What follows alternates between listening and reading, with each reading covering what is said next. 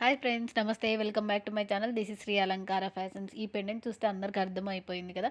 ఆ పెండెంట్‌తోనే కొంచెం beads lines అయితే చేంజ్ చేయడం జరిగింది. డల్ బీడ్స్ లాస్ట్ టైమ్ అయితే పోస్ట్ చేయడం జరిగింది. ఇప్పుడైతే క్రిస్టల్స్ కాంబినేషన్‌లో వచ్చేసాయి.